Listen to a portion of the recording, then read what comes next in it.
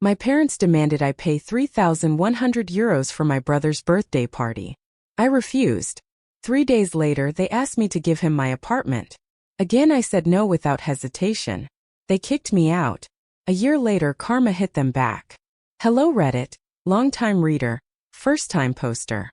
I, 32M, have always been the responsible older brother, the helper, the understanding one, the one who sacrifices. But last weekend I finally snapped. Let's rewind. My younger brother Bruno, 22M, just had a birthday, and it wasn't just any birthday. No simple dinner at home or a modest gathering. No, my parents booked a private room at an exclusive restaurant, hired a photographer, had a custom cake brought in from another city, and even had a champagne tower for a guy who still lives with our parents and has never held a job for more than 6 months. But hey, it's his birthday. I wasn't even that upset until I remembered my own 22nd birthday. Flashback to my 22nd birthday versus his. When I turned 22, I was finishing college, working 2 jobs to pay tuition, and basically surviving on caffeine and stress. And what did my parents give me? A bouquet of flowers. That was it. No party, no dinner, not even a cake. Just a sad bouquet of supermarket flowers. At the time, I didn't complain. The family didn't even invite me properly. My mother sent me a quick message 2 days before Bruno's birthday dinner. Dinner is Saturday the 18th. Wear something nice and bring a gift. That was all.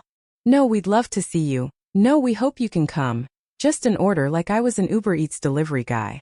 I should have suspected something was wrong, but like the foolish older brother I am, I showed up anyway. And that's when reality hit me. I walked into the restaurant, looked around and realized something. They hadn't even saved a seat for me. Just stand somewhere. The place was packed. Friends, distant relatives, people I barely recognized. But not a single chair for me. I approached my mother. Where do I sit? She barely looked up from her phone. Oh, just squeeze in wherever you can. Or maybe stand for a while. We didn't know if you were actually coming. I stood there processing. They assumed I wouldn't come but still expected a gift from me. Bruno, meanwhile, was at the head of the table, grinning as people handed him envelopes of cash. When he finally saw me, he gave me a half smile. Oh hey, you didn't forget my gift, did you? I clenched my jaw. Nice to see you too. He shrugged. Well, what did you get me? Not a glad you're here, brother. Not a thanks for coming. Just give me my gift. I should have left right then. I almost did. But I thought, forget it. I'll eat something, say hi to a few people, and then I'll leave. But then came the package. Just as the waiters started clearing the plates, a delivery guy walked into the restaurant, pushing a huge box on a trolley. Silence fell over the place. The guests, my parents, Bruno, everyone stared as the man wheeled the box directly into the private room. He looked around. I have an order for Gail. I raised my hand. That's me. The murmurs began immediately. Wait, he brought a gift? What is it? It looks expensive. The delivery guy handed me a receipt. It's a high-end electric scooter. It's fully paid, I just need your signature. The last straw. The moment everything changed. Bruno's eyes lit up. He jumped out of his seat. Wow, that's for me. I took the pen, looked at him and smiled. It was for you. The room went completely silent. Then, in front of everyone, I took out my phone, opened the order tracking and pressed cancel order. The delivery guy blinked. Sir, you. Change of plans, I said. Take it back. Bruno's face fell. But what the heck are you doing? He yelled. That's my gift. I shrugged. Well, considering there wasn't a seat for me at this table, I figured there shouldn't be a gift either. A murmur went through the room. My father's face turned red. My mother's jaw dropped. Bruno's shock turned into fury. He slammed his hands on the table. You're humiliating me in front of everyone. I tilted my head. Oh, like when you humiliated me by not even bothering to save me a seat? It looked like he was going to lunge at me. That's when my father intervened. Just cover half the bill, okay? My father, always the mediator except when it came to being actually fair. He slid the bill towards me. Well, since you didn't give him the scooter, at least you could help with the dinner. Just pay half, dear. I looked down. 6 200 euros. I laughed out loud. Are you kidding me? Bruno, still furious, crossed his arms. Come on, man. Don't be stingy. You're the one who earns the most here. I put down my fork, inhaled deeply, and then said, No, I'm not paying this. Gail, don't be difficult. My mother's voice was sweet and syrupy, as if she was trying to make me look bad. You've always helped before, my father added. It's just money. Bruno leaned back in his chair, still sulking. Yeah, don't ruin the night. I looked around. No one, not my aunts, uncles, or cousins, seemed to find this strange. Everyone just stood there, waiting for me to pull out my wallet. I exhaled slowly. You know what? You're right. I've always helped. And that was my mistake. My father frowned. What's that supposed to mean? I turned to Bruno. You're an adult now. If you want luxury birthday parties, maybe you should pay for them yourself. Bruno scoffed. Dude, it's just money. I grabbed my coat. Then you won't mind paying for it. My mother's tone turned cold. Gail, sit down. You're embarrassing us. I laughed. Embarrassing? No, Mom. The real embarrassment is expecting your older son to fund your younger son's luxury lifestyle. My father stood up, his voice sharp. If you walk out that door, don't expect us to call you next time we need something. I looked him in the eye. Perfect. And I walked out. I was wrong to say, finally saying no. I drove home with my hands clenched on the steering wheel, replaying the scene in my head. No one called me. No texts, no missed calls. Just silence. And to be honest, that silence felt better than I ever imagined. I should have seen this coming. This wasn't something that happened out of the blue. It wasn't a one-time thing. 4 years, I was the family's problem solver, the walking ATM. And every time I thought that maybe, just maybe, they appreciated me, something happened that reminded me exactly what my place was. Let me take you back in time a bit. Why I always paid and why it was so hard to stop. You know why I kept helping? Why I never said no. It wasn't just guilt. It wasn't just obligation. I did it because I thought if I did everything they asked, if I was the perfect son, maybe they would love me like they loved Bruno. Stupid, right? But when you grow up in a house where one child is praised and the other ignored, you start looking for ways to get noticed. Bruno was always the golden boy. Always. If he got an A in school, there was a big celebration, a family dinner, maybe even a gift. If I got straight A's, a simple nod and a well done. If he made the high school soccer team, they threw him a party. If I got into one of the best universities in the country, they told me not to get a big head. And it wasn't just words, it was money. I entered college with a partial scholarship, which meant I had to work 2 jobs to pay for the rest. Meanwhile, my parents paid Bruno's tuition in full, his dorm, his meal plan, everything. I thought that if I worked hard, if I kept proving my worth, if I took care of the family, maybe someday they would really see me. I really thought love was something I could earn. The €2,500 rent scam. By the time I graduated and got my first real job, I was still living at home because rents were crazy and I was trying to save. Big mistake. One night during dinner, my father casually said, You know, a man your age shouldn't be living with his parents without paying rent. I almost choked on my food. You want me to pay rent in my own family's house? He shrugged. We all contribute, Gail. It's only fair. Fair. Bruno lived there for free, but I was the responsible one, the problem solver. So I paid $2,500 a month, more than my friends were paying for real apartments. And guess what? My parents didn't use that money for the bills. They used it to cover Bruno's expenses. His food, his clothes, his hobbies. I was literally paying to maintain his life while he did nothing but play video games. The call that changed everything. The night before Bruno's birthday dinner, my mother called me. Not to formally invite me, not to tell me she was excited to see me. No, she had a list of expensive gifts she wanted me to choose from. Honey, I need you to buy Bruno a good gift this year, okay? Like what? Well, something useful. I was thinking about. And then she literally listed options as if I were a walking ATM. Maybe a MacBook or an iPhone. Oh, I saw this high-end electric scooter online. It would be perfect for him to get to university quickly. I almost laughed. You're giving me a shopping list, Gail? You make good money. It's his 20th birthday. Don't be selfish. Oh yeah? And what did he give me for my 20th birthday? Silence. Then she sighed. I knew what was coming. The emotional blackmail. You know we do a lot for you. And we never ask you for anything in return. That's when I snapped. Never ask for anything? I paid for his college, I pay half of this house, I pay for everything he needs, and you say you never ask for anything? Her tone turned cold. You don't have to be so dramatic, Gail. I hung up. And then I did something childish. I bought the stupid scooter, but scheduled the delivery in the middle of his birthday dinner. Why did I do it? The moment everything clicked. Why did I do it? Because for once in my life I wanted them to see everything I really did for them. The moment everything clicked. While I was sitting in that restaurant, watching Bruno enjoy all the attention, something inside me broke. 4 years I had given, sacrificed, paid, and provided. For what? Had they ever thrown me a big birthday party?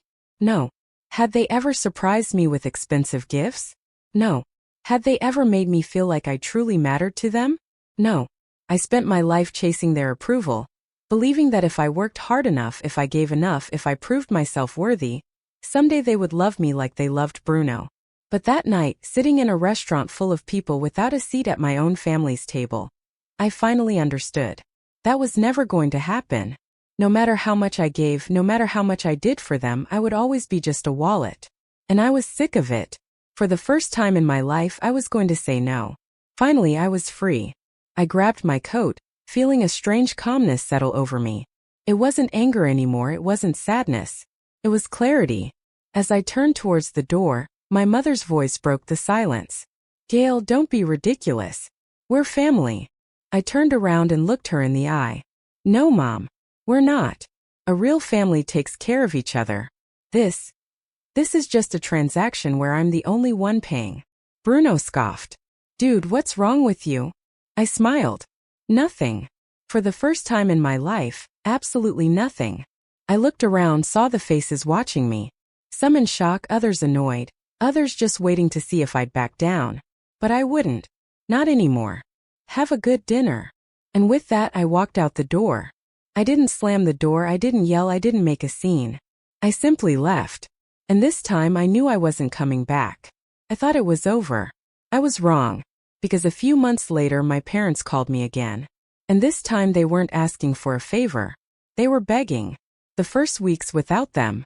At first I waited for the silence. I knew my family. They weren't the type to come looking for me. They were waiting, expecting me to come crawling back. They thought I'd feel guilty. They thought I'd start to miss them. They thought wrong. Because for the first time in my life I felt free. No more surprise bills, no more emotional blackmail. No more feeling indebted just for existing. I moved into my apartment. My apartment, which I paid for with my own money. And every morning I woke up in my own space with my own rules and I felt lighter. Meanwhile, Bruno moved back in with my parents. I didn't seek him out, didn't ask how he was doing. But I heard things. And let's just say things weren't going well. Life without me wasn't as easy as they'd expected. Without my money paying the bills, my parents quickly started having problems. And Bruno had to start contributing to the household. Let's just say he wasn't thrilled.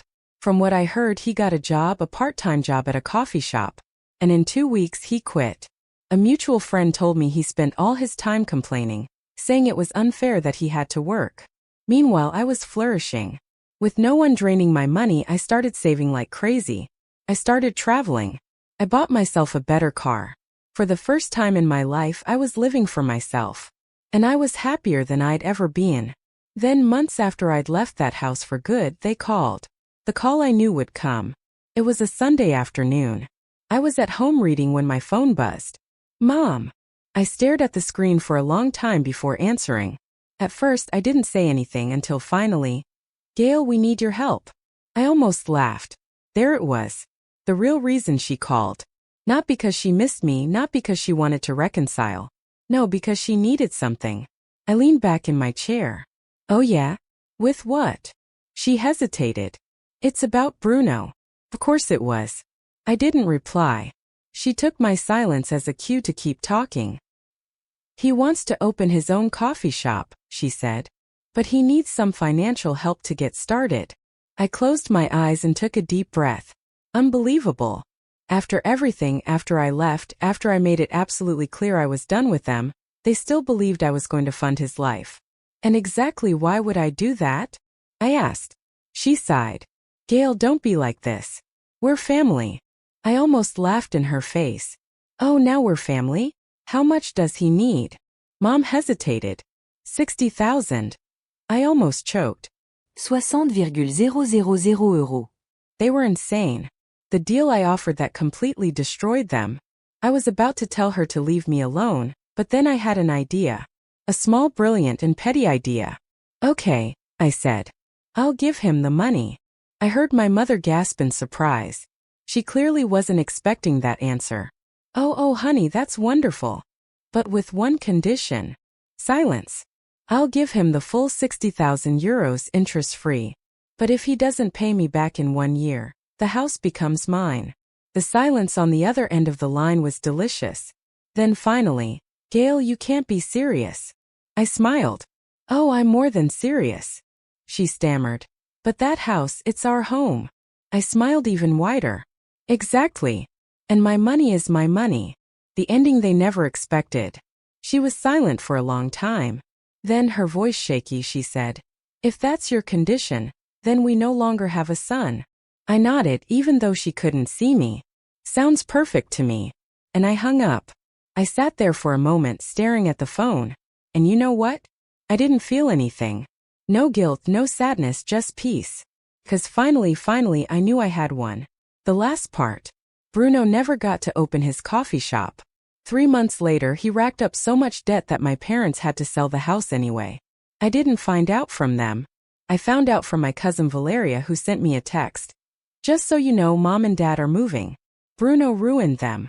I stared at the message for a long time. Then I just set the phone aside and went on with my life. Because for the first time in my life I was free. It's been a year. A year since I last spoke to my parents. A year since I walked out of that house and chose to think of myself for the first time. I thought it would be harder. I thought I'd feel guilt, sadness, regret. But you know what? I don't feel any of that. Just peace. My life now. Every morning I wake up in my own apartment. In a space that belongs to me, just me. I travel when I want. I spend my money on my own future, not someone else's. I make decisions for myself without worrying about what my family thinks. And for the first time in my life, I feel like I'm truly living. And Bruno? From what I've heard, he's still struggling. Still jumping from one job to another. Still expecting others to rescue him. And the worst part? My parents still support him. It's like nothing has changed for them. But that's the difference. I'm not part of their circus anymore. The last message I got from them. A few weeks ago, I got a text from an unknown number. It was my father. "We're moving out of the house. Your mother is devastated. I hope you're happy." I stared at it for a moment, and then I deleted it without replying. Without hesitation. Because I don't owe them anything. Not after everything they did. Not after a lifetime of being treated like an ATM instead of a son. And for the first time, I know I don't have to feel guilty for choosing myself. I was wrong to walk away a year ago. Maybe I would have questioned it. Maybe I would have hesitated. But now I know I did the only thing I could do. Because family isn't about obligation. It's about love, respect, and mutual support. And if those things don't exist, then sometimes the best thing you can do is walk away and never look back.